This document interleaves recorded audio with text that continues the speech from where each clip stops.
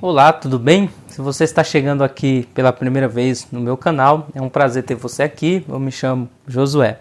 Hoje estamos aqui para a nossa primeira aula do terceiro trimestre de 2021, onde nós vamos estar falando sobre o plano de Deus para Israel em meio à infidelidade da nação, as características e os ensinamentos divinos no período dos reis de Israel. E hoje nós vamos estar falando sobre a ascensão de Salomão e a construção do templo. Amém? Eu tenho certeza que essa aula vai ser bênção para você.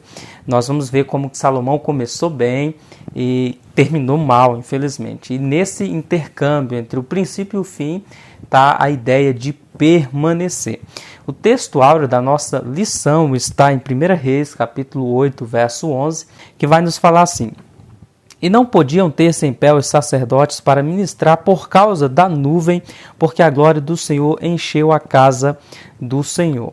A verdade prática vai nos falar que o pedido de sabedoria feito por Salomão a Deus aponta para a maturidade espiritual que Deus deseja para os seus filhos. A nossa leitura bíblica em classe está em 1 Reis, capítulo 4, versículo 29 ao 34, capítulo 6, versículo 1, versículo 11 ao 14. Então, o primeiro texto aí vai falar sobre o pedido de Salomão a Deus, que é realizado, ele pede sabedoria, está em 1 Reis 4. O pedido acontece no capítulo 3 de 1 Reis. Em segundo lugar, o segundo texto aí de 1 Reis, capítulo 6, vai nos falar sobre a construção do templo. Por isso, a ascensão de Salomão e a construção do templo. Eu recomendo que você leia aí em casa, aí a gente ganha tempo aqui e o vídeo não se estende. Então, a nossa lição ela tem um objetivo geral que é mostrar a necessidade de permanecer em comunhão com Deus. Não é apenas um ditado, né, que as pessoas falam assim que como você termina é melhor. De fato, é importante terminar bem, mas se nós não tivermos uma trajetória bem com Deus, dificilmente nós terminamos bem. Então, nesse processo do início ao fim, nós devemos permanecer. É a bênção de permanecer em comunhão com Deus. Esse é o objetivo geral. Nós temos também 3 objetivos específicos, que é, em primeiro lugar, apontar e evidenciar as virtudes de Salomão. Ele tinha virtudes de fato. Em segundo lugar, destacar o comportamento orgulhoso de Salomão no fim da sua vida e apontar os feitos de Salomão, que foi os provérbios que ele contou, a sabedoria prática dele, o desejo dele em agradar ao Senhor, em saber conduzir o povo do Senhor, a construção do templo, a construção do seu palácio, que demora quase o dobro do tempo do que ele gasta para construir o templo do Senhor. Então, nós vamos ver coisas desse tipo. Então, dito isso aí, nós vamos entrar na nossa introdução. E já na introdução eu quero falar para você que foi durante o reinado de Salomão que Israel, a nação, vai ganhar o seu apogeu, num marco histórico entre as outras nações, porque foi no período de Salomão onde ocorre o crescimento espiritual, intelectual no que diz respeito aos sábios, né, aos livros de sabedoria, principalmente provérbios, né, que foi no período ali de Salomão que Israel principalmente vai construir alianças com outros povos e vai passar a ser visto por outras nações devido à sua influência, à sua política, devido aos seus recursos financeiros. Então, esse personagem é importantíssimo e é muito relevante começar aqui com Israel. Por quê? Nós iremos começar com Salomão, acredito eu, e não com Davi, por exemplo, ou com Salomão.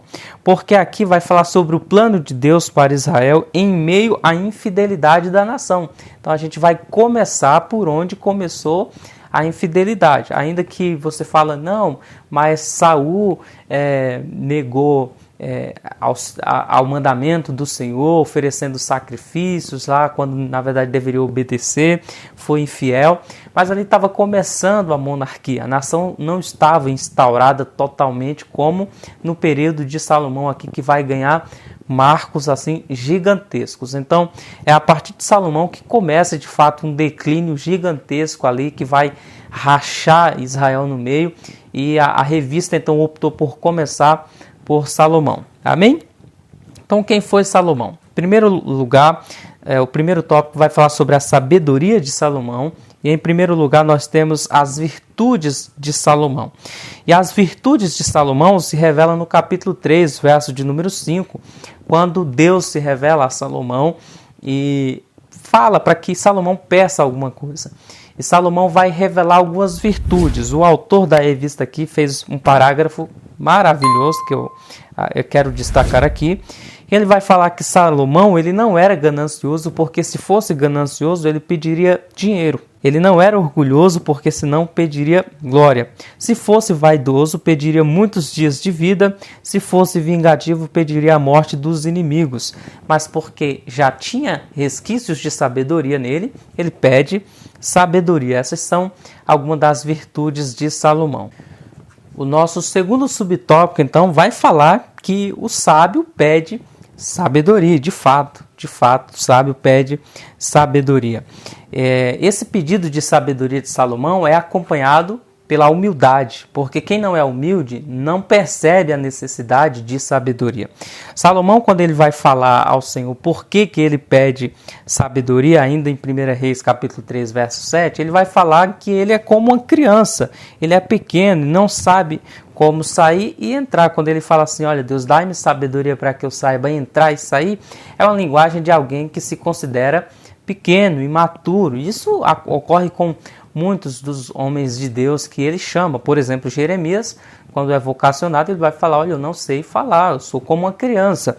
Então isso pressupõe humildade. E significa então que Salomão tinha plena consciência da grandeza de sua tarefa. Qual que era a grandeza? Conduzir esse teu tão grande povo, como ele fala no versículo 8. Ele demonstrou um profundo autoconhecimento de quem ele era, do que ele sabia, do que ele precisava saber para ser bem-sucedido na presença do Senhor e diante do povo. A sabedoria, ela é um elemento importantíssimo na vida dos reis do Oriente Próximo. Todos eles tinham o seu colégio de sábios, os seus grupos de sábios, só que Salomão não pede sábios, Salomão pede sabedoria para si próprio. Naquele tempo ali de Salomão, a pessoa sábia era a que demonstrava aptidão para administrar a vida. O sábio é aquele que pede entendimento para tomar decisão em qualquer hora, onde houver a necessidade de prática, onde houver necessidade de tomar decisões sábias, prudentes. Salomão, então, quando ele pede sabedoria, ele está pressupondo que ele está querendo ser acessível ao povo. O sábio não é aquele que se isola dentro de uma caverna. O sábio é aquele que se aproxima de pessoas para ajudar, para auxiliar, para conduzir. A sabedoria não é simplesmente a habilidade de conquistar as coisas. A sabedoria é a habilidade de saber viver bem. É a habilidade de saber conduzir a vida. Isso é sabedoria. A sabedoria não é uma ideia abstrata, é extremamente prática e pessoal. Há pessoas que são espertas o suficiente para ter uma boa vida, mas não têm a sabedoria necessária para ter uma vida boa, ou seja, uma existência plena de realização e que honre ao Senhor. Há pessoas que conseguem realizar as coisas, realizar seus sonhos, realizar suas conquistas, mas desprezando os preceitos do Senhor. Ou seja, há pessoas que conseguem conquistar a fama, mentindo, sonegando imposto, fazendo algumas coisas que contrariam a vontade de Deus.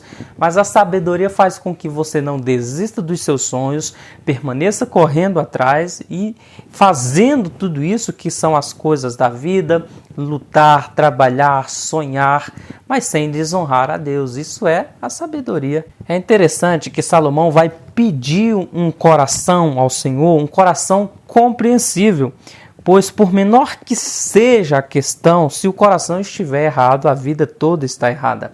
Por isso, lá em Provérbios 4, 23, ele vai pedir e vai orientar, melhor dizendo, que de tudo que se deve guardar, guarde o seu coração, porque é dele que sai as saídas da vida, é dele que procede as saídas da vida. A palavra traduzida ali por compreensível, ou seja, um coração compreensível, significa um coração que ouve. Salomão está pedindo um coração que ouve.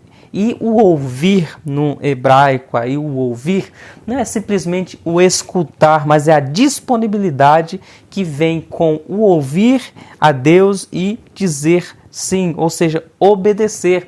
Salomão está pedindo um coração que compreende a vontade de Deus, mas que tem disponibilidade para obedecer. Um coração que é sábio, ele consegue discernir o que é real e o que é artificial, o que é temporal e o que é eterno. Esse tipo de compreensão é descrito em Isaías, capítulo 11, versículo 1 ao 7.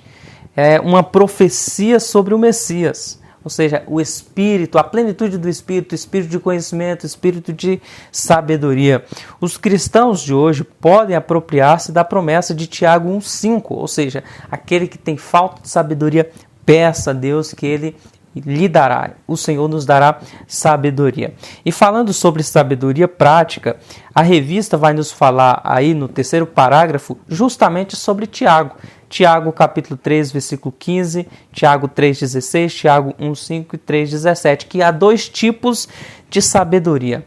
Mas antes disso, nós podemos parar aqui e pensar que a sabedoria que Salomão está pedindo, que também é sabedoria prática, isso demonstra a acessibilidade, porque, novamente, ele é um rei, ele está pedindo sabedoria prática, para praticar. E se ele está pedindo a sabedoria prática, ele está querendo ser acessível ao povo. Jesus Cristo é o ápice da sabedoria, também era acessível. Homens, mulheres, crianças, pecadores, cobradores de impostos não estavam impedidos de chegar até Cristo. Ele era acessível, as pessoas poderiam ir até ele. Em 1 Reis 3,16 em diante, vai nos mostrar a história de duas mulheres que chegam até Salomão com uma criança. O texto vai nos dizer que elas eram prostitutas e que acabaram contraindo ali uma gravidez, ambas bem próximas uma da outra. E aí as duas mulheres tiveram os seus filhos, uma dada noite. Uma das mães acaba se descuidando e acaba rolando por cima de um dos nenéns e um deles vem a falecer. Essa mãe então acorda ainda de madrugada e percebe que seu filho já morreu, pega ele, vai até a cama da outra, tira o filho dela e faz a troca dos nenéns. Quando a mãe verdadeira acorda, então ela entra em desespero e por certo já tinha percebido, não era uma coisa recente, já deveria ter alguns dias ali, ou até meses as crianças. E a mãe verdadeira então percebe que o filho dela está com a outra, e acontece uma confusão danada ali, e era uma questão muito delicada, porque não tinha teste de DNA para fazer, era uma coisa muito delicada para a época. Então essas mulheres vão até Salomão, e ele vai julgar a causa dessas mulheres, ali com sabedoria prática. Isso aqui já aponta para a condescendência de Salomão, que chega no ápice também, mais uma vez, em Jesus, porque Salomão vai receber prostitutas diante do seu trono. Jesus, da mesma maneira, lá em Lucas 15, versículo 1 e 2, ele vai receber prostitutas e publicanos para comer com eles. E existe só uma diferença. A diferença é que, diferente de Salomão, Jesus não apenas resolvia os problemas externos das pessoas. Jesus resolvia o problema da alma, o problema do pecado e mandava as pessoas embora, libertas do pecado e com a certeza de salvação. Conforme Mateus 12, 42, por exemplo, Jesus é maior que Salomão. Ele mesmo fala, aqui está quem é maior que Salomão. Bom, enfim, voltando para Salomão, apesar de ter-se essa impressão de que a prostituição nos dias de Salomão era algo tolerado, a lei de Israel deixava leis muito severas e duras para quem praticava determinada coisa. E aí você pode ler isso lá em Levítico 19, 29, capítulo 21, 7, 9, 14 e Deuteronômio 2, versículo 3 e 18. Dá uma lida lá com calma. O livro de Provérbios, por exemplo, vai advertir os rapazes sobre a mulher alheia, sobre a meretriz, a mulher do estranho. Lá vai nos dar por exemplo, Provérbios 7 vai nos advertir que o caminho da mulher alheia é a morte. Paulo também no Novo Testamento vai instruir sobre essa questão. Mantenham-se longe da prostituição. 1 Coríntios 6. Dito isso aqui, feita essa ressalva, o texto não está aprovando a prostituição. Muita cautela aí para não interpretar o texto errado. Mas essas mulheres eram mulheres que viviam nessa vida, têm uma necessidade e precisam ser atendidas. Como alguém da sociedade, tinham direitos de comparecer diante do rei e serem atendidas, e o rei não irá desprezá-las. Ele vai receber. E aí, uma vez que as testemunhas não estão presentes, fica a dúvida, é a palavra de uma mulher contra outra. Então, diante do tribunal, Salomão dá uma ordem inusitada. Ele fala, tudo bem, a mãe da direita está dizendo que é dela, a mãe da esquerda está dizendo que é dela, pega a criança e parte no meio, dá metade para cada. A mulher que não era mãe, olha e diz, beleza, eu concordo. Só que a mãe verdadeira, condoendo-se demais, falou, não parta a criança, deixa ele com ela. Deixa ele com ela.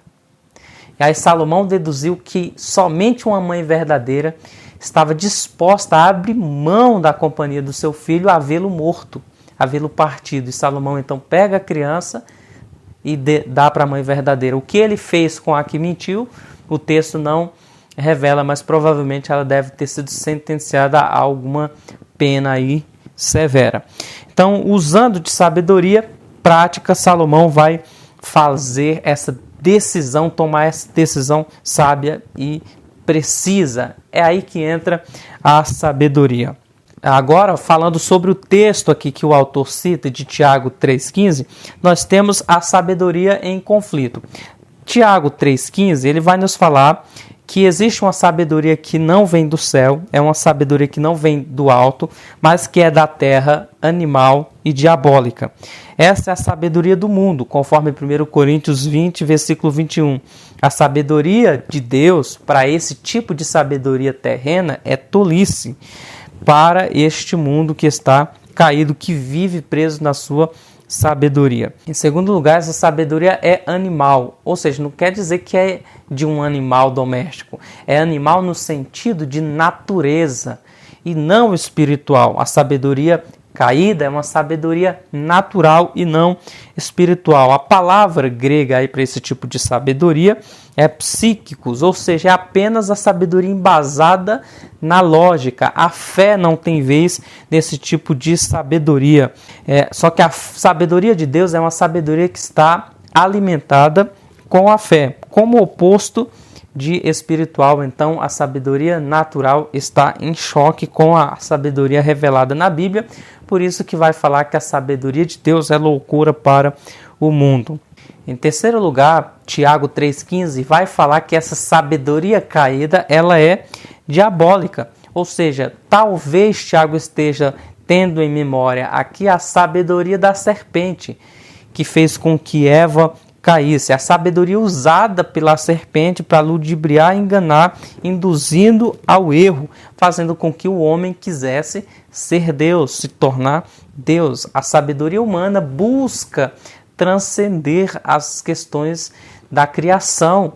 Isso é tolice, querer tomar o lugar de Deus. Por isso, diabólica, demoníaca.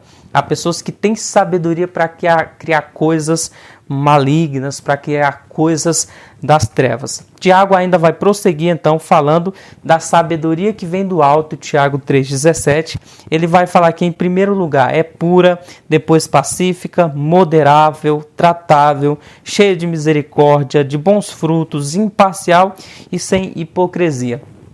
Primeiro, a sabedoria que vem do alto, ela é pura. Isso mostra a importância da santidade, ou seja, é uma sabedoria que busca agradar a Deus, que é santo. Portanto, a sabedoria vem de Deus, que é santo, ela é pura, ela é livre de impureza e de contaminação. A sabedoria de Deus, portanto, nos conduz à pureza de vida, por isso que ela é pura. Em segundo lugar, essa sabedoria que vem do alto, ela traz paz, ou seja, a sabedoria de Deus conduz à paz, porque quem tem a sabedoria de Deus não quer brigar para ter razão, quer ter paz. Essa sabedoria, ela é produzida pela paz que vem pela santificação, pela santidade e não pela complacência no erro, aquela sabedoria que aprova aquilo que é errado. Não se trata, portanto, de encobrir o pecado, mas de viver uma vida santa, ou seja, quando a sua consciência está tranquila com Deus, você tem paz, e quando você tem essa paz, você vive a sabedoria, porque o sábio, ele confessa o seu pecado, aquele que confessa e deixa, alcança misericórdia, isso é tomar uma decisão sábia. Em terceiro lugar, ela é indulgente. A Almeida, Revista Atualizada, vai chamar de moderada, a NVI vai falar de convincente também, e algumas outras traduções, então pode ser entendido como moderada ou como convincente. Essa sabedoria que vem do alto, moderada ou convincente, significa ser gentil sem ser fraco. É a sabedoria que é gentil, mas que tem firmeza naquilo que defende. Ela é tratável, ou seja, a palavra grega para tratado aí significa facilmente persuadido. Jesus era assim. Isso aqui significa ser acessível. As crianças tinham acesso a Jesus, como eu já falei, todo tipo de pessoa tinha acesso a Jesus. A Bíblia, entretanto, fala de uma pessoa que era dura, como Nabal, o tolo, né? Aquele que era irresistível na sua posição. Tem pessoas assim, que têm uma opinião formada e são duros igual uma rocha, que não estão abertos a diálogos. Jesus conversava com todo mundo. Ele tinha a sua ideia, ele tinha a palavra de Deus, mas estava aberto para ouvir os outros, para conversar com os outros, expor a sua verdade sem ser agressivo. Nesse sentido aí, que ela é moderada, que é algo que não impõe, não é uma sabedoria imposta, goela abaixo no outro. Não, você expõe a sua verdade à luz da Bíblia, né? Porque há muitas verdades, e aqui eu não quero relativizar dizendo que há várias verdades. Eu penso que toda verdade é verdade de Deus, mesmo quando dita até por um demônio, se isso pudesse ocorrer, né? Mas até quando uma pessoa incrédula fala a verdade, é a verdade de Deus. Mas existe a verdade absoluta, que é a palavra de Deus, que não pode ser relativizada. E aí nós defendemos com unhas e dentes essa verdade que nós cremos que é a palavra de Deus, mas nem por isso nós iremos obrigar as outras pessoas a aceitarem o que nós temos como verdade imutável. E Tiago vai falar que ela é cheia de misericórdia. Misericórdia significa lançar o coração na miséria do outro. Ele vai dizer que essa sabedoria produz bons frutos, porque é prática, obviamente, vai produzir bons frutos na vida daquele que tem sabedoria, como na vida daqueles que a ouvem. Ela é imparcial, e a palavra imparcial aí significa não dividido em julgamento. Quando você tem essa sabedoria que vem de Deus, você julga conforme a verdade, não conforme a pressão ou a conveniência. Ou seja, você tem uma posição, você não fica em cima do muro. E, por fim, ele vai falar que essa sabedoria é sem fingimento. Fingimento aqui está relacionado a hipócrita. Hipócrita era o ator grego que falava por baixo da máscara, que encenava ser uma outra pessoa. A sabedoria que vem do alto, ela é verdadeira. Então, nós chegamos aí no nosso segundo tópico da nossa aula, consolidando o poder. O reinado de Salomão, ele vai ser um reinado de paz e justiça, conforme capítulo 4 de 1 Reis, versículo 24. O texto de 1 Reis, capítulo 4, verso 20 ao 25, ele é dividido em 3 seções. Os principais líderes, do versículo 1 ao 6, os intendentes, do versículo 7 até o 20, e as distinções especiais do reinado de Salomão, versículo 20 ao 28. Então, nesse tempo, a consolidação do reinado de Salomão veio porque a nação alcançou popularidade, alcançou paz, segurança, sua construção, pelo seu rei sábio, a santificação do seu estilo de vida, né? Os israelitas comiam, bebiam e se alegravam, como está aí no verso 20. Isso pressupõe que a nação estava próspera. É evidente, então, que a população cresceu, pois isso fazia parte das promessas de Deus, conforme Gênesis 15, a promessa feita a Abraão, que haveria de se multiplicar, as promessas da aliança, Deuteronômio 28, isso tudo é sinal de bênção do Senhor. A expansão territorial também era parte da promessa de Deus, Gênesis 15, 18, que os descendentes de Abraão iriam aumentar e multiplicar-se sobre a face da terra. E também havia as nações tributárias ali que se sujeitavam a Salomão, ao governo de Salomão, e lhe traziam presentes todos os anos, ou seja, impostos. A Bíblia fala presente, mas eram impostos que Salomão impôs sobre os outros ali. É tanto que quando o filho de Salomão assume o reino, Roboão, os homens se reúnem e vão até Roboão pedindo para que ele diminua a carga que Salomão impôs sobre ele. A gente vai falar isso em aulas futuras. Aí nós temos também a construção do templo de Salomão, que foi uma das 7 maravilhas do mundo antigo, né? Enfim, ele vai construir estábulos, vai multiplicar cavalos, e aí já começa a quebrar a lei de Deus, vai contrariar a lei de Deus. Deuteronômio 17, verso 16, não multiplique para vocês cavalos, ele vai quebrar isso aí. Vai construir cidades especiais para abrigar os cavalos, de tantos que eles tinham. Isso está no versículo 26 de 1 Reis 4. Então, o reino está consolidado, o reino está seguro. E aí vem o degrau da queda. Segundo o subtópico do tópico 2, o orgulho precede a ruína. A revista vai destacar que os desvios de Salomão foram chegando aos poucos à medida que fazia pequenas concessões. Isso aqui me chamou bastante atenção. Pequenas concessões que deterioraram valores espirituais. Pequenas concessões, né? São os pequenos ladrões que vão entrando, vão roubando, e daqui a pouco nós estamos numa grande ruína espiritual. Voltar ao Egito poderia ter sido o primeiro passo de Salomão, se distanciando do Senhor, como nós já falamos aí. Ele vai comprar cavalos, vai aumentar a nação, como nós já falamos, e Salomão, ele não acreditava naquilo que seu pai havia dito. O salmista Davi escreveu lá no Salmo 20, verso 7, que uns confiam em carros e cavalos, mas nós faremos menção ao nome do Senhor dos Exércitos.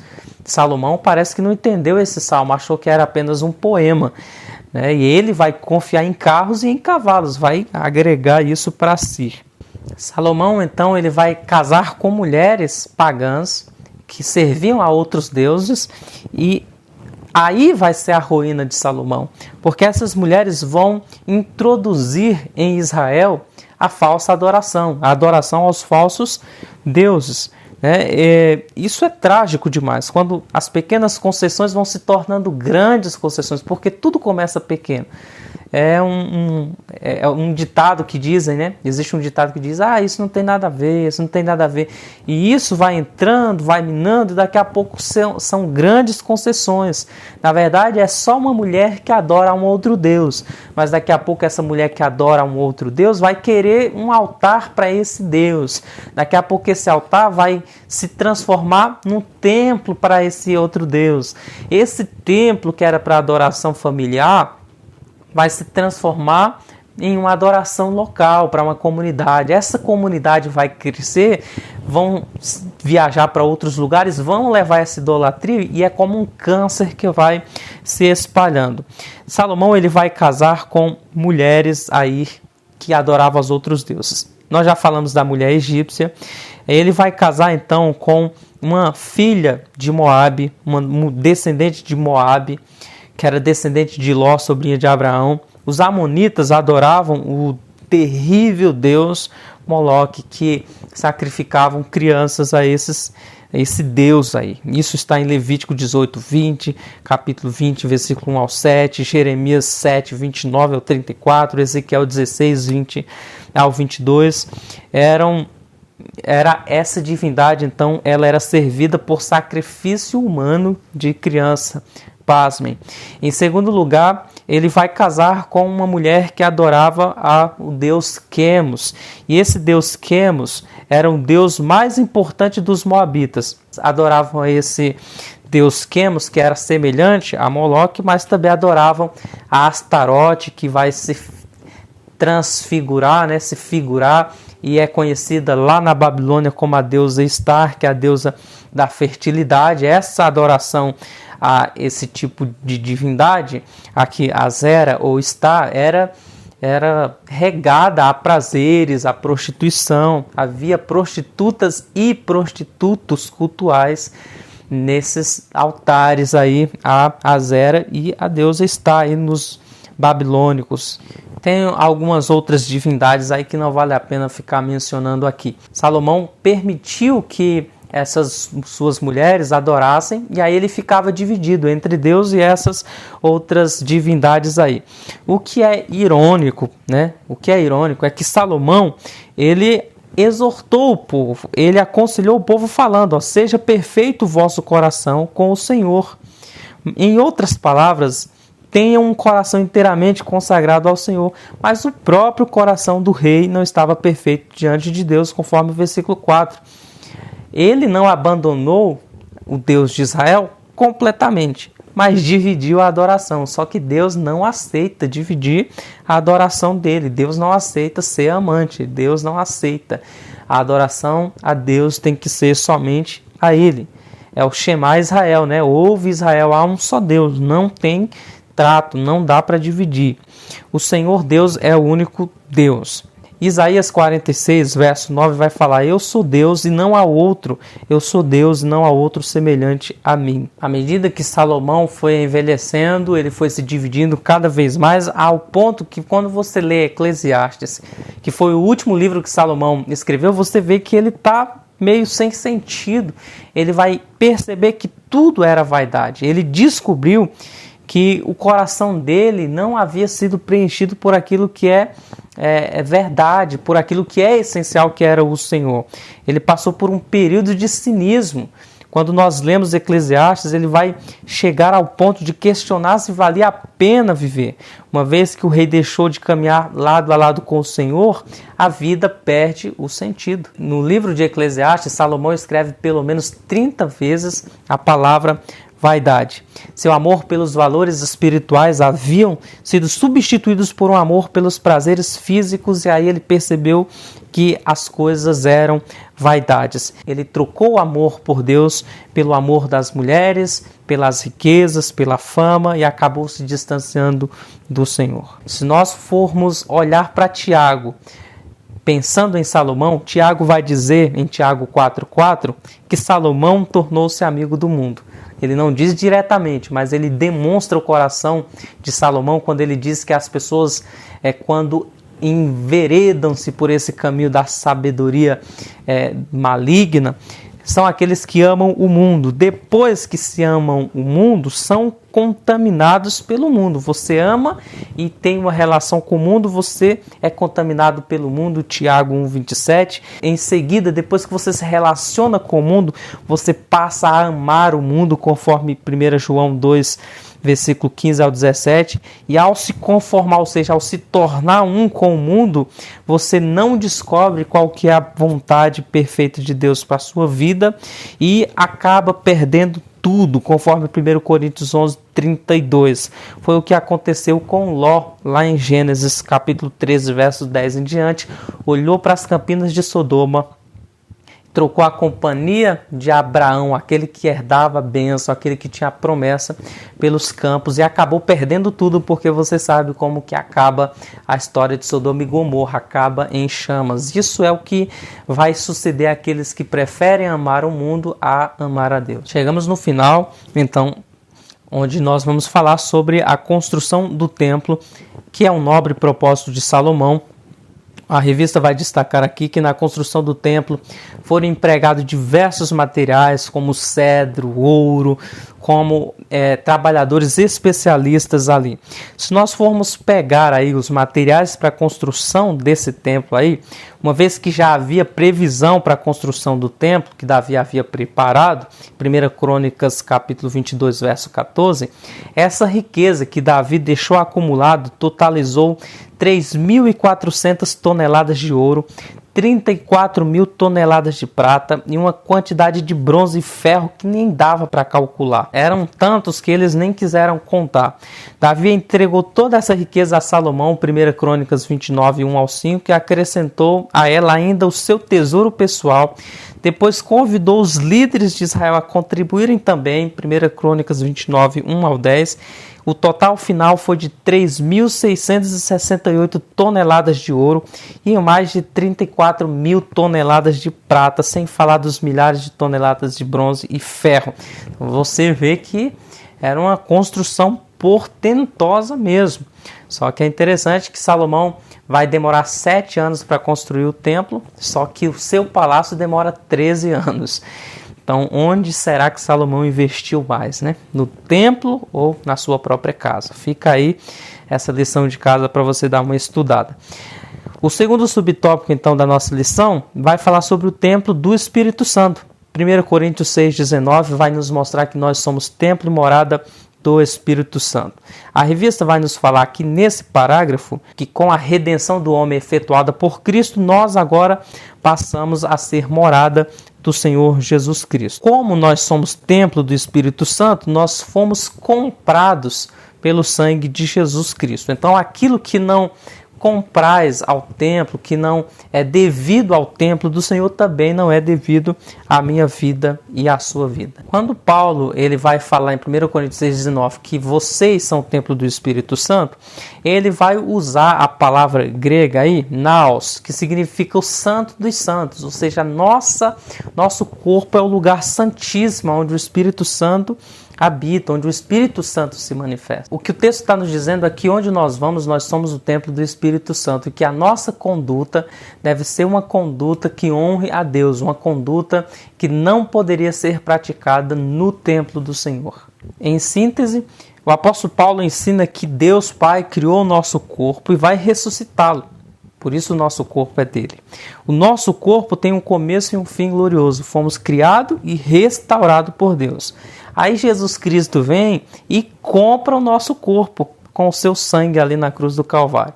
Não somente isso, nos redimindo, vem o Espírito Santo, a terceira pessoa da Trindade, e habita nesse corpo e faz dele um novo santuário para a habitação e a glória do Senhor, que é o tópico final, a glória do Senhor. A glória do Senhor no Antigo Testamento, a kavod, alguns chamam de Shekinah, a nuvem, né? Nós preferimos chamar de kavod, a glória de Deus, né? Ele vai aparecer em duas ocasiões. As duas ocasiões foram que a primeira foi quando os sacerdotes levaram a arca ao lugar santíssimo, e a segunda vez foi na ocasião em que a glória do Senhor se manifestou quando Deus respondeu à oração de Salomão na inauguração do templo. Desta vez, além da glória, desceu também fogo do céu e consumiu os sacrifícios. Em ambas as ocasiões, a glória de Deus se manifestou porque ele estava sendo honrado. E eu tenho aprendido isso, que Deus ele não se manifesta onde ele não é desejado e onde ele não é honrado. Então nós vimos aí essa aula maravilhosa. Falamos bastante, né? Porque era muita coisa para falar. O assunto é amplo e se espante. Nós resumimos muito aqui sobre a história de Salomão, né? Sobre a construção do templo. Tem muita coisa a ser dita, muita lição a ser extraída. Eu recomendo que você leia o livro de 1 Reis inteiro, porque essa revista vai trabalhar em cima do livro de 1 Reis, 2 Reis também. Então, esses dois livros são importantes para que você leia e compreenda um pouco mais. Nós vimos como que Salomão começou bem, pedindo sabedoria, foi atendido por Deus, mas que acabou se desviando ali. Surge um debate entre muitos teólogos, e aí eu deixo isso para os teólogos cabeções aí discutirem se Salomão foi salvo ou não, se morreu ou não, com Deus ou não. É uma discussão grande que tem aí. Mas o que podemos ver aqui à luz da revista é que Salomão ele acabou se desviando aí no final da sua história, no final da sua caminhada. Alguns concluem que Salomão escreveu Eclesiastes já no período de arrependimento ali, outros já discordam que ele escreveu Eclesiastes deduzindo tudo aquilo que mesmo assim, entendendo que estava indo prestar contas diante de Deus por toda a sua vida, né? Por todo o seu comportamento. Nós podemos então ver aí que a glória do Senhor se manifestou. E apesar da glória do Senhor se manifestar, apesar dos sinais, apesar de Deus ter falado com Salomão, ter dado sabedoria, quando essa sabedoria é desprovida de temor, o homem acaba inevitavelmente se desviando e caindo. Por isso que Jesus disse, aqui está falando de si mesmo, quem é maior que Salomão, porque Jesus Cristo, ele foi fiel até o fim, permaneceu sábio. Aquilo que o mundo considera loucura é a sabedoria de Deus, Jesus Cristo, o nosso Senhor. Diferente de Salomão, Jesus Cristo não trocou a fidelidade dele a Deus, nem pelo pão, que poderia ser transformado de uma pedra em Mateus 4, quando Satanás ofereceu, não trocou a fidelidade dele a Deus pelas glórias do mundo e não trocou a fidelidade dele a Deus pela honra de pular de um pináculo e ser sustentado por anjos, né? Jesus permaneceu fiel até a morte de cruz. Por isso ele é o meu Senhor, ele é o nosso Deus. A conclusão da revista vai nos dizer assim, para encerrarmos, que nunca houve na terra um homem com tanta sabedoria como Salomão. Eu aqui acrescentaria, exceto Jesus. E que soubesse empregá-la com justiça e correção durante anos de reinado. Este grande rei de Israel, em seu governo, proporcionou ao povo de Deus um longo período de paz, harmonia e prosperidade. Ele usou sua sabedoria tanto para consolidar seu poder, quanto para construir um majestoso templo para a morada e culto de Deus. Espero que essa aula tenha ajudado você aí de alguma forma. Se gostou, deixa o like. Se não gostou, deixa o dislike, tá bom? Te espero aqui no nosso próximo vídeo. Que Deus abençoe a sua vida. Um beijo fraterno no seu coração. E até o nosso próximo encontro. Obrigado por ter ficado até o final. Tchau, tchau.